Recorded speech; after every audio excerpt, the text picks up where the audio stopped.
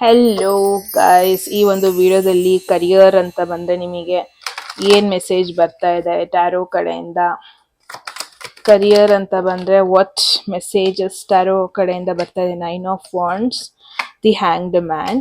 So I guess very difficult phase ಅಲ್ಲಿ ಇದ್ದೀರಾ. Career wise ಅಂತ ಬಂದ್ರೆ very challenging phase. This is you. ತುಂಬಾ ಹರ್ಟ್ ಆಗಿದೆ.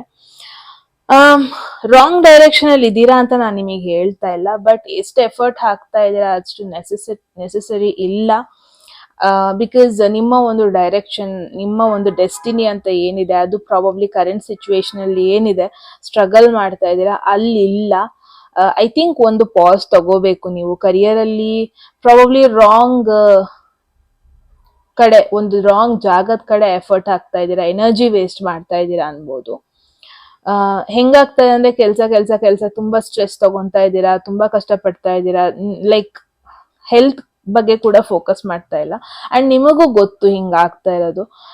ಐ ಥಿಂಕ್ ಯೂನಿವರ್ಸ್ ನಿಮಗೆ ಇದೊಂದು ಇಂಪಾರ್ಟೆಂಟ್ ಮೆಸೇಜ್. ಸ್ವಲ್ಪ ಪಾಸ್ ಮಾಡ್ಬಿಟ್ಟು ಸುಮ್ಮನೆ ಕೂರಿ ಅಂತಿಲ್ಲ. ಪ್ರಾಬಬ್ಲಿ ಚೇಂಜ್ ಮಾಡ್ಕೊಳ್ಳಿ. ನೀವು ಕರಿಯರ್ನ ತಗೊಂತಿರೋ ಪರ್ಸ್ಪೆಕ್ಟಿವ್, ಕರಿಯರ್ ಕೆಲಸ ಮಾಡ್ತಿರೋ ರೀತಿ, ಏನಾದ್ರೂ ಒಂದರಲ್ಲೂ ಚೇಂಜ್ ನೀವು ಮಾಡಬೇಕಾದ ಅವಶ್ಯಕತೆ ಬಂದಿದೆ.